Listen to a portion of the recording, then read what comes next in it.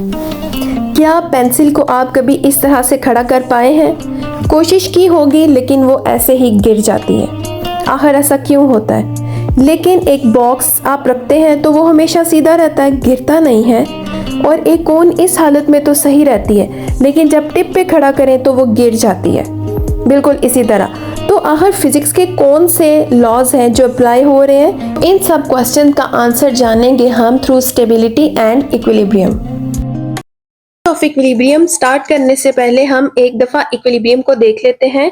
An object is in equilibrium when centre of mass and point of support lie on the same vertical line. Centre of मास, ये जो आपको जी नजर आ रहा है, ये है सेंटर ऑफ मास। आपको ऑलरेडी पता है कि C, G and C M centre of मास।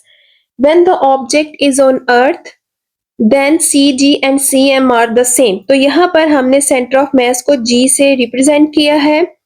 और स्पोर्ट लाइन है ये आर या नॉर्मल फोर्स। ठीक है, ये वो फोर्स है जो टेबल लगा रहा है और इस ब्लॉक को ऊपर उठा रहा है और ब्लॉक का वेट नीचे की जानिब एक्ट कर रहा है। ये दोनों एक ही लाइन में है। अगर हम इनकी यहाँ से एक वर्टिकल लाइन ड्रॉ करें तो ये बिल्कुल एक स्ट्रेट वर्टिकल लाइन बनती है। तो ये दोनों फोर्सेस एक ही लाइन में लाई कर रही हैं, इसलिए हम कहेंगे कि ये ऑब्जेक्ट बिल्कुल इक्विलिब्रियम में है। और जब ये वर्टिकल लाइन सीधी एक ही लाइन है तो उस वक्त कौन सी चीजें उस पर एक्ट नहीं कर रही? तो उसमें आ जाती है नेट फोर्स 0, क्योंकि एक फोर्स की डायरेक्शन जो है वो अपवर्ड साइड पर है और दूसरी फोर्स की डायरेक्शन नीचे वाली साइड पर है। तो ये एक दूसरे का इफेक्ट कैंसिल कर देंगी। तो नेट फोर्स हमारे पास 0 हो जाएगी। नेट टॉर्क, टॉर्क का मतलब है कि वो चीज रोटेट कर रही है या नहीं। तो ये देखें कि नेट टॉर्क यानी कोई भी फोर्स इसको घुमा नहीं रही। दोनों कंडीशन सेटिस्फाइड हैं, फोर्स भी नहीं लग रही, टॉर्क भी नहीं लग रहा। तो ऑब्जेक्ट किस में हो गया? इक्विलिब्रियम में। ठीक है, अब इस इक्विलिब्रियम की 3 स्टेट्स हो सकती हैं और आपको पता है वो 3 स्टेट्स कौन सी हैं? नंबर 1 है स्टेबल इक्विलिब्रियम, नंबर 2 है unstable equilibrium and number 3 is neutral equilibrium. तो सबसे पहले हम स्टडी करेंगे स्टेबल इक्विलिब्रियम को। बहुत इंटरेस्टिंग टॉपिक है, लेकिन जब आप इसको जरा गौर से समझेंगे तो आपको इसमें कोई मुश्किल नहीं लगेगी। आपको यहाँ पर एक कोन नजर आ रही है। ठीक है, इस कोन का ये जहां पर जी लिखा है ये है इसका सेंटर ऑफ मास। इसका वेट एक्ट कर रहा है डाउनवर्ड और नॉर्मल रिएक्शन यानी ये जो सरफेस है रेड कलर की लाइन है ये इसको ऊपर उठा रही है। तो ये एक ही लाइन में है तो ये स्टेबल है। अब एक और कंडीशन देखते हैं जहां पर इसकी ये जो टिप है यहाँ पर एक फोर्स अप्लाई हुई है और ये इसकी बेस सरफेस के ऊपर से थोड़ी ऊपर उठी है। जी तो उसी पॉइंट पर है यानी सेंटर ऑफ मास तो अपनी पोजीशन पर है और वेट डाउनवर्ड एक्ट कर रहा है, लेकिन normal reaction of the surface आप देखें यहाँ पर शिफ्ट हो चुके हैं। अब ये इस तरफ कैसे शिफ्ट हुआ? नॉर्मल रिएक्शन है कि ये जो कोन थी ये इस पॉइंट पर अटैच है यानी इधर इसका कांटेक्ट पॉइंट है, तो फोर्स इसी पॉइंट से इसको ऊपर उठा के रख सकती है। इसकी जो इसकी डायरेक्शन है ये ऊपर की जानिब है और वेट की नीचे। लेकिन आप देखें फोर्सेस पैरेलल हैं बट इनके लाइन ऑफ एक्शन डिफरेंट है। जी का लाइन ऑफ एक्शन यहाँ पर है और एफ एन का यहाँ पर। तो क्या होगा जब अपोजिट डायरेक्शन पर एक्ट कर रही हैं, जब ये फोर्सेस एक लाइन में भी नहीं हैं, तब क्या प्रोड्यूस होगा? कपल। दो फोर्सेस इकट्ठे मिलके काम करेंगी और जब कपल प्रोड्यूस होता है तो एक फोर्स आ जाती है जिसको हम कहते हैं टॉर्क। टॉर्क प्रोड्यूस होगा। अब ये जो टॉर्क था ना इसने इसको इस तरफ किया और एक क्लॉकवाइज टॉर्क जो कि प्रोड्यूस हो रहा है एफ एन एंड वेट की वजह से या सेंटर ऑफ मास को नीचे लाने के लिए। तो ये क्लॉकवाइज टॉर्क इसको दोबारा पहली हालत पर वापस ले आएगा। ठीक है, अब पहली दफा जो हमने एंटी क्लॉकवाइज टॉर्क लगाया था उसके अपोजिट टॉर्क एक्ट करेगा। आपके बुक में जस्ट वन एग्जांपल है टॉर्क के लिहाज से। अब ये है कि टॉर्क या तो क्लॉकवाइज भी प्रोड्यूस होता है और एंटी क्लॉकवाइज भी।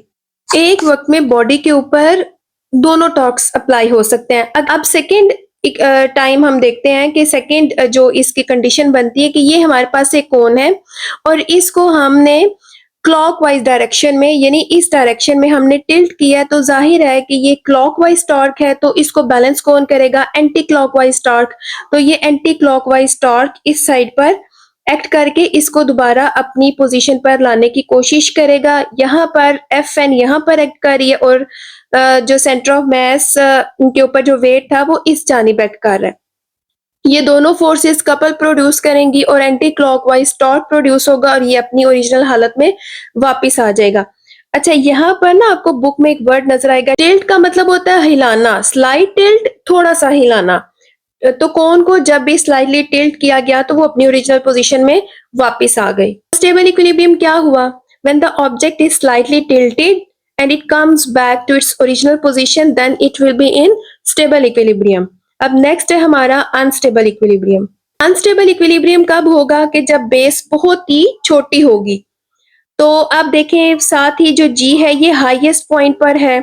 जब CG हाईएस्ट पॉइंट पर होगा तो उस वक्त क्या होता है कि वो ऑब्जेक्ट अनस्टेबल होती है और वो अपने CG को वापस लोएस्ट पॉइंट पे लाने की कोशिश करती है।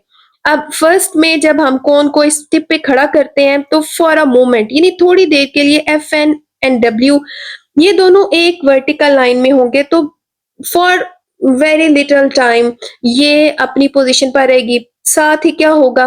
वो गिरने लगेगी। क्यों? क्योंकि एफ एन जो है, ये जो नॉर्मल रिएक्शन है ये, और ये जो डब्ल्यू है इसकी लाइन ऑफ एक्शन में डिफरेंस आ जाएगा, कपल प्रोड्यूस होगा और ये प्रोड्यूस हो जाएगा एंटी क्लॉकवाइज टॉर्क।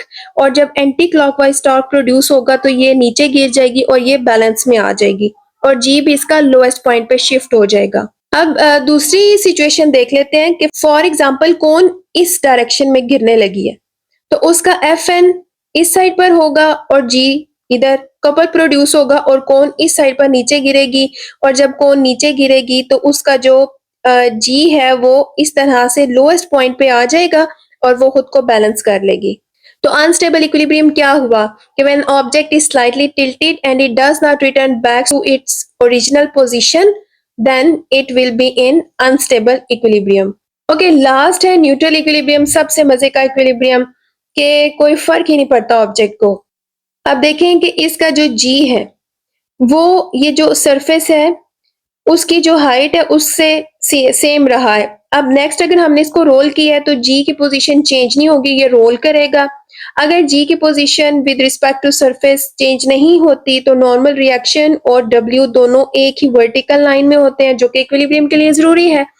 तो आप चाहे बॉल को रोटेट करें या सिलेंडर को, इसमें एफ एन और डब्ल्यू का लाइन ऑफ एक्शन सेम रहेगा, जी भी अपनी पोजीशन पे रहेगा, तो वो इक्विलिब्रियम में ही रहेगी चीज। इसको हम कहते हैं न्यूट्रल इक्विलिब्रियम।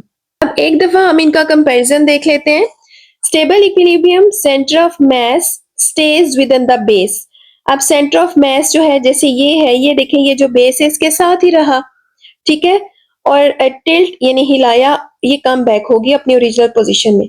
अनस्टेबल में देखें, centre of mass moves out of the base. यहाँ पर ये देखें कि ये बेस थी, ठीक है, पहले तो ये बेस के अंदर से ही गुजरा है, जो वेट की लाइन है, इमेजिनरी लाइन जिसको कह सकते हैं। अब ये इसकी बेस है, ये इसकी बेस से बाहर निकल आया। तो जब ये बेस से बाहर निकल आएगा तो फिर क्या होगा? इसको इक्विलिब्रियम लेने के लिए जब टिल्ट करेंगे, इट गोज अवे का मतलब है कि ये वापस अपनी असली हालत पे नहीं आएगी। Last one, neutral equilibrium, centre of mass remains at the same height, जैसे यहाँ पर है, सिलेंडर रोल हुआ, centre of mass same height पे ही रहा। ओके, एग्जाम्पल जो स्टेबल की है, कोन ऑन इट्स बेस या पेंडुलम जो है वो अपनी लोएस्ट पोजीशन पर हो। अनस्टेबल इक्विलिब्रियम की है कि जब कोन को आप टिप पे खड़ा करते हैं या फिर पेंसिल को टिप पे खड़ा करेंगे। और जो न्यूट्रल इक्विलिब्रियम है वो सिलेंडर पड़ा हुआ हो हॉरिजॉन्टल सरफेस पे, या अगर एक बॉल रोल हो रहा हो तो वो किस कंडीशन को फॉलो कर रहा होता है, किस स्टेट को फॉलो कर रहा होता है, तो वो है न्यूट्रल इक्विलिब्रियम। ओके, अब बारी आती है बुक की, तो आपने बुक का ये पेज ओपन करना है, पेज 94। सबसे ऊपर जो है वो है स्टेट्स ऑफ इक्विलिब्रियम।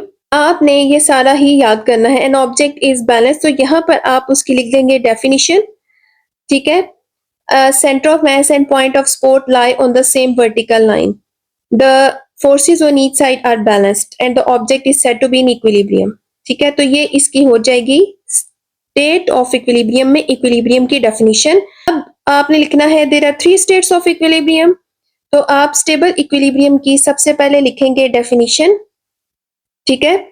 उसके बाद आपने इसकी एक्सप्लेनेशन लिखनी है। अगर शॉर्ट क्वेश्चन आता है, टेबल की डेफिनेशन लिख के आप यहाँ तक इसकी एक्सप्लेनेशन लिख देंगे और साथ डायग्राम बनाएंगे। लेकिन अगर आपको ये अच्छी तरह याद हो जाता है तो आप पूरा याद करेंगे, ठीक है। तो आप इसको यहाँ तक याद कर लेंगे और अगर लॉन्ग क्वेश्चन आता है इसका तो आप फिर ये टेबल का पूरा यहाँ तक लिखेंगे।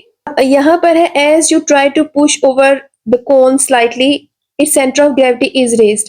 यहाँ पर वो ये बताते हैं कि जब हम कोन को पुश करते हैं तो सी जी इसका ऊपर चला जाता है, सरफेस से ऊपर चला जाता है, but it still remains above the base of the cone. लेकिन ये जो कोन की बेस है ये इसी के अंदर है, इससे बाहर नहीं निकला। बाहर निकलने का मतलब क्या है कि अगर हम कोन को इतना टिल्ट कर देते हैं कि वो कहीं इस तरफ शिफ्ट हो जाता है तो हम कहेंगे कि उसकी बेस से उसका जी बाहर निकल गया, तब वो गिर जाएगी, ठीक है। The weight W and the normal force don't remain in the same line but act like the two unlike parallel forces. The cone does not remain in equilibrium. Unlike parallel forces produce a clockwise torque. इधर इन्होंने just clockwise की दी है। It's worth noting that the body remains in equilibrium as long as its center of mass lies within the base. Center of mass उसकी base के अंदर ही रहेगा।